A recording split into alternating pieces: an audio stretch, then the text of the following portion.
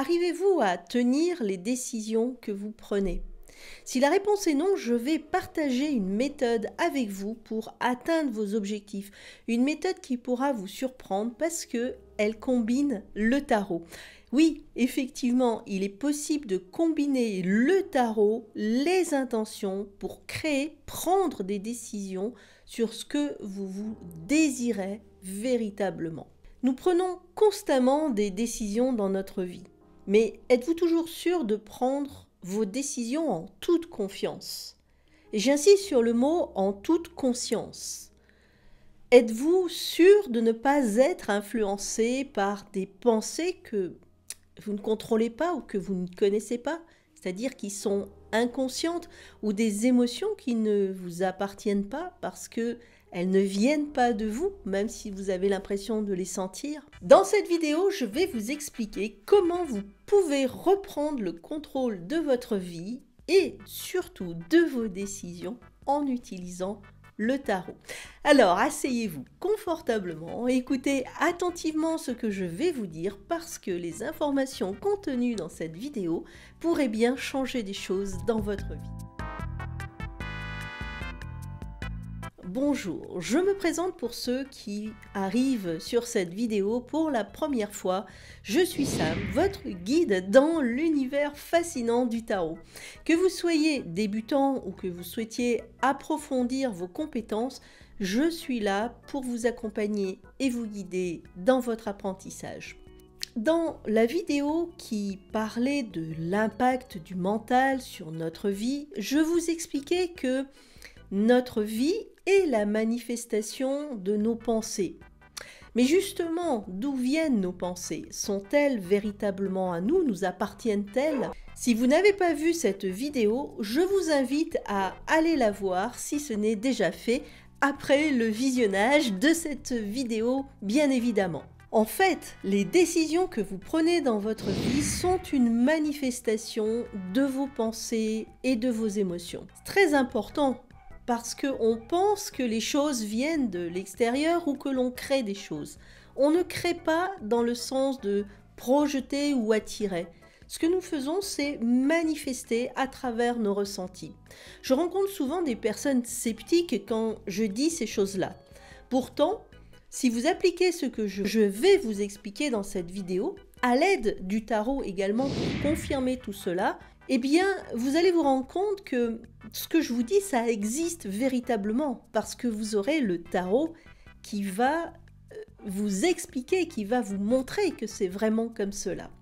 Alors, avant de rentrer dans plus de détails concernant le tarot, j'aimerais vous dire ce que j'entends par le mot décision et ce qu'elles impliquent. Cette notion est importante pour qu'on puisse, par la suite, faire notre petite expérience avec le tarot. Alors, bien sûr, quand je parle de décision, je ne parle pas de simples décisions comme manger ou acheter des choses au quotidien. Je vous parle ici des décisions qui vous permettent d'atteindre vos buts, vos objectifs. Vous savez, ces décisions qui sont importantes parce qu'une fois que vous les avez prises, vous êtes parti dans une potentialité A plutôt que B et ça va générer une cascade d'événements plutôt A que B, par exemple. Nous allons prendre un exemple avec le tarot dans un moment. Mais je vous invite tout d'abord à réfléchir à une chose. Est-ce que vous avez déjà obtenu des choses dans votre vie? Je pense que oui, bien évidemment. Je vous propose de réfléchir à cela un tout petit moment pour que vous puissiez vous rendre compte comment est née cette décision qui vous a amené à certains événements dans votre vie ou s'il y a vraiment eu une décision dans ces événements-là et comment ça s'est passé. Pourquoi je vous propose de réfléchir à tout cela? Eh bien parce qu'il n'y a pas très longtemps, je suis tombée sur des statistiques qui disaient que seulement 3% de la population parvient à vivre comme elle l'entend. 3%, vous vous rendez compte? Ça veut dire que 97% des personnes ne vivent pas comme elles l'entendent. Elles vivent comment? Car rappelez-vous, vous êtes le créateur de votre réalité et les choix que vous faites dans votre vie ont un impact sur votre bien-être et la réalisation de vos objectifs. Et quand je dis les choix, peu importe les choix.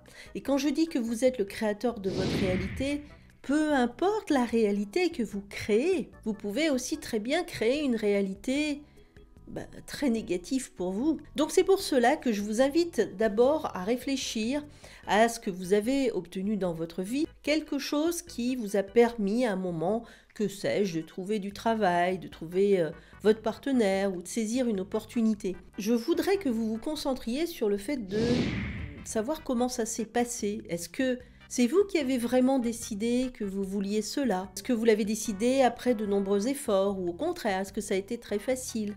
Et derrière tout cela, qui avait-il vraiment? Est-ce que c'est vous qui aviez cette volonté de prendre la décision?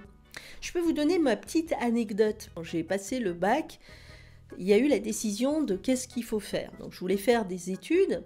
J'avais une idée plus ou moins vague des études que je voulais faire. C'était un mélange entre la psychologie et les langues. Et finalement, j'ai fait du droit. Est-ce que vous pensez que ma décision d'avoir fait du droit a été ma décision? Quand on regarde sur le moment, on peut dire oui, c'est moi qui suis allée m'inscrire. Personne ne m'a mis un revolver sur la tempe pour aller m'inscrire. Pourtant, maintenant, je sais que quand je suis allée m'inscrire en droit, ce n'était pas ma décision, mais c'était une décision que j'avais fait mienne, qui était celle de mes parents. Donc, vous voyez, j'étais persuadée d'avoir pris la décision, mais en fait, c'était pas moi.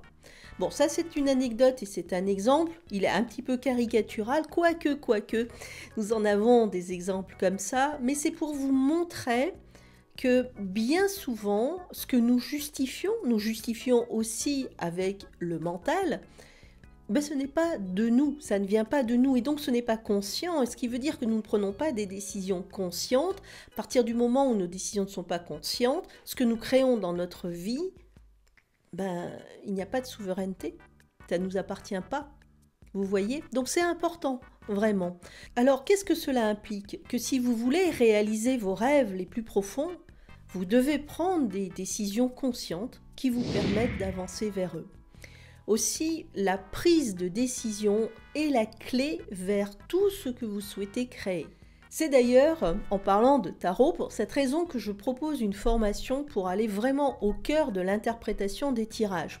La formation s'appelle Lecture du tarot, association et combinaison. Lecture de tirage, 30 jours pour découvrir toutes les nuances de tous les messages du tarot. Mais si vous n'êtes pas encore prêt pour cette formation, dans la description, vous aurez accès à une vidéo totalement gratuite qui vous montrera comment analyser les cartes par paire, qui vous donnera déjà pas mal de possibilités pour aller sur ce chemin.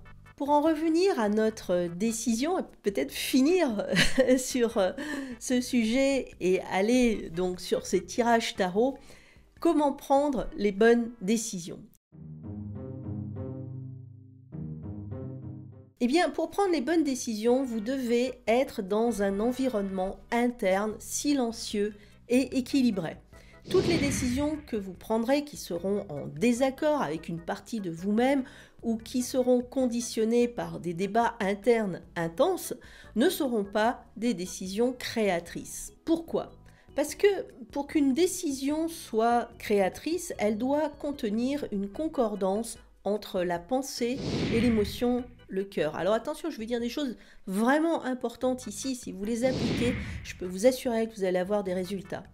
Si les deux éléments qui sont l'esprit, la pensée et le cœur, l'inconscient, on peut l'appeler aussi comme ça, ne forment pas une paire parfaitement alignée, alors c'est comme appuyer sur l'accélérateur et le frein en même temps de votre voiture. Vous voyez ce que ça donne ? Tout ce qui est dans l'esprit conscient doit être inséré dans l'inconscient, le cœur. Et c'est à travers le corps, notre incarnation, que les choses vont s'actionner dans notre réalité. Apprenez cette maxime comme on apprend les théorèmes de maths à l'école. Vous avez ici une formule de vie et je vous assure qu'elle marche.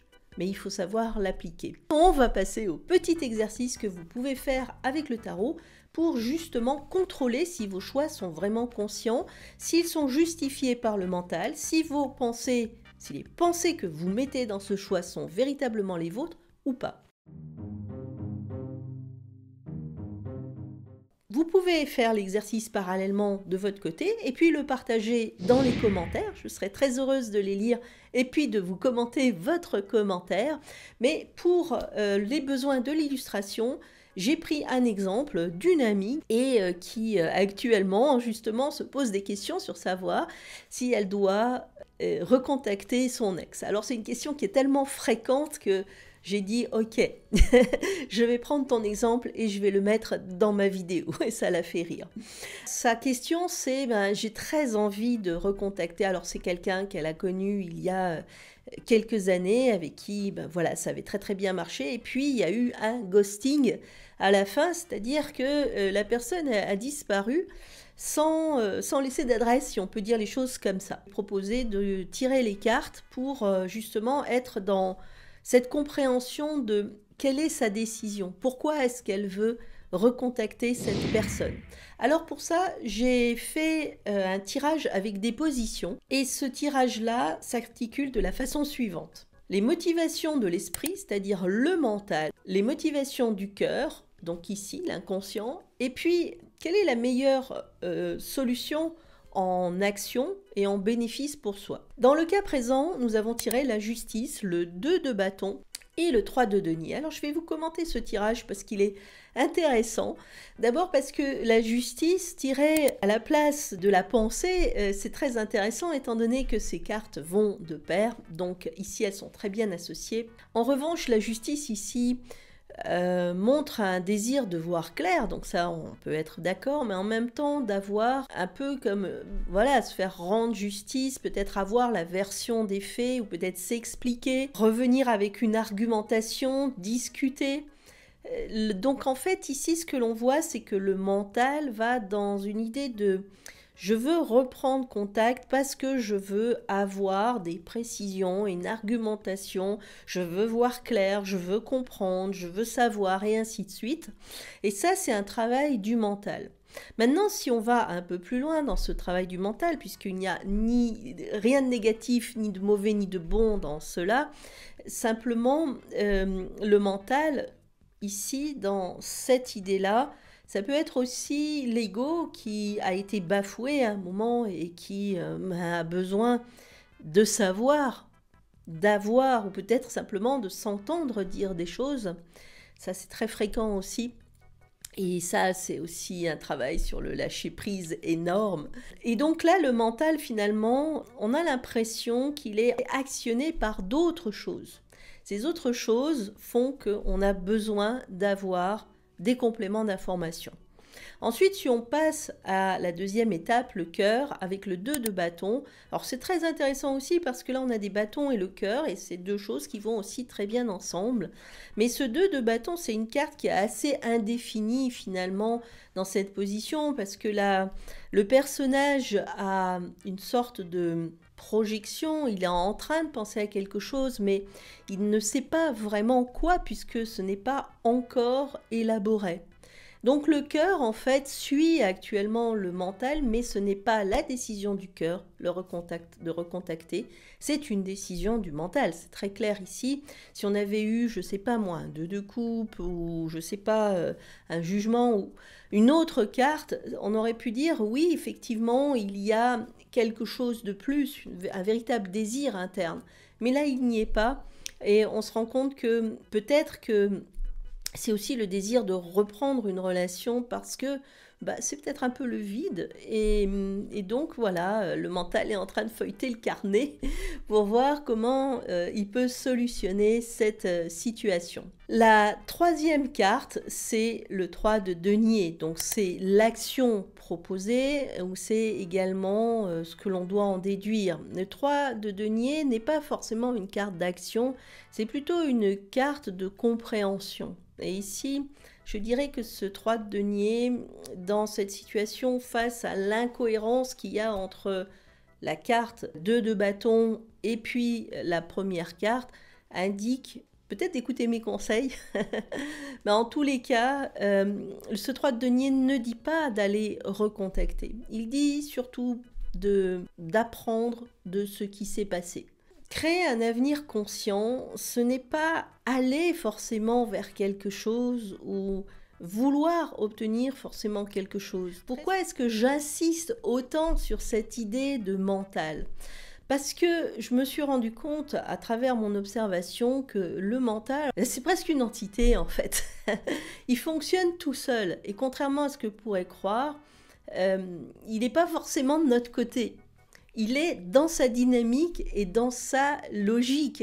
Et il est aussi dans ce qu'on lui donne en nourriture. Et ça, c'est très important. Lui, le cœur, c'est différent. Et en général, le cœur, c'est vraiment votre essence. C'est ce qui est parlant pour vous et qui va vous mener là où vous devez aller. Donc en écoutant le tarot ou en écoutant le tarot sur ce tirage, eh bien, mon ami ne reprendra pas contact, enfin j'espère, et tirera une conclusion de cette histoire sous forme de leçon. Rappelez-vous que vous êtes le créateur de votre réalité et que les choix que vous faites dans votre vie ont un impact profond sur la réalisation de vos buts et de vos objectifs.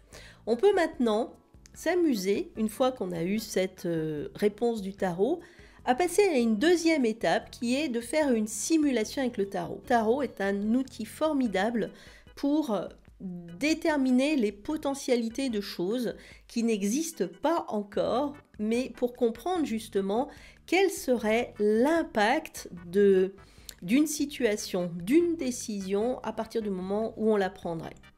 Donc ici, ce que je vous propose, c'est de faire une simulation sur qu'est-ce qui se passerait si mon ami recontactait cette personne ou si elle ne recontactait pas. C'est ce qu'on va voir maintenant.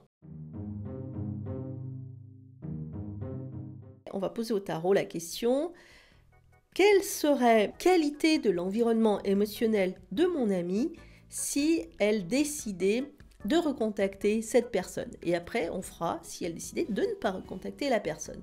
Donc dans le premier choix, on a fait un tirage en 3 cartes et on a sorti le 5 d'épée, le 9 de denier et la papesse. Je pense que vous connaissez la réponse, en tous les cas que vous avez dû la comprendre. Pour moi, il y a une carte qui a fait tilt. Je pense que c'est la même pour vous. Vous savez laquelle? Ouais, c'est le 5 d'épée. Le 5 d'épée rappelle parfaitement la justice et est totalement aligné avec la carte de la justice. Ce 5 d'épée ici montre très bien que c'est le mental, peut-être l'ego, qui veut absolument ici avoir gain de cause. Alors, ça donnera quoi finalement? Eh bien, ça donnera pas grand-chose parce que avoir gain de cause permet peut-être au mental d'avoir une satisfaction avec le 9 de denier. Le travail a été fait, on a repris contact, on a dit ce qu'on avait à se dire. Bon, c'est pas sûr que ça se passe très bien. Et puis la papesse montre que la situation, c'est un peu le désert émotionnel, parce que la papesse est une très belle carte, mais c'est une carte qui n'est pas très expansive émotionnellement.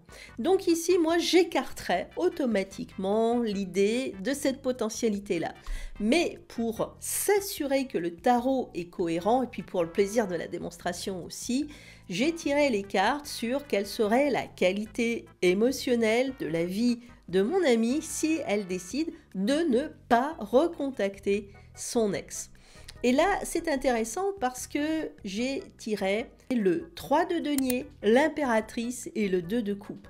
Si vous regardez les deux tirages, vous voyez quelle est la différence déjà, ne serait-ce qu'en luminosité des tirages. Le 3 de denier reprenait la conclusion du précédent tirage, qui est aussi très intéressant, ce qui montre que le tarot est aussi très cohérent dans ce qu'il propose. L'impératrice, c'est justement le fait d'être bien, d'éclore, si on veut. Et le 2 de coupe, ce sont toutes les possibilités qui s'offrent à elle, possibilités émotionnelles, possibilités de rencontres. Alors, contrairement à ce qu'on aurait pu penser, vous voyez, la vie émotionnelle de mon amie sera beaucoup plus riche si elle décide de ne rien faire, de ne pas recontacter cette personne, et puis de continuer à vivre sa vie tout simplement. Parce que là, en prenant une décision consciente, en ne se laissant pas manipuler par son mental, qui lui dit « prends contact, il faut vraiment que tu reviennes là-dessus, etc. » Non, le tarot dit « laisse de côté, écoute ton cœur, laisse de côté, lâche, et tu vas voir que ta vie va changer. Et cette fois-ci, c'est ma décision consciente, enfin sa décision consciente, et je décide de ne pas recontacter, je décide de lâcher. Ça, c'est ce que j'appelle une décision consciente. Donc un choix conscient et non dicté par le mental permet d'attirer des expériences positives et donc justement l'abondance, tout simplement. Donc pourquoi est-ce que ça fonctionne ainsi? Eh bien à cause des lois de l'univers. Je vous parlerai des lois de l'univers, de la gratitude, comment actionner cette gratitude et surtout comment la mesurer avec le tarot dans une prochaine vidéo. À votre tour d'utiliser le tarot comme je vous l'ai montré dans cette vidéo pour commencer à créer justement l'abondance à travers des décisions conscientes. Dans les commentaires, s'il vous plaît, dites-moi ce que vous avez pu avoir comme résultat à vos tirages. Je serai vraiment heureuse de commenter vos commentaires. Laissez-moi un pouce bleu si ce n'est encore fait et abonnez-vous à ma chaîne en activant la petite cloche. Et je vous dis à très bientôt. Au revoir.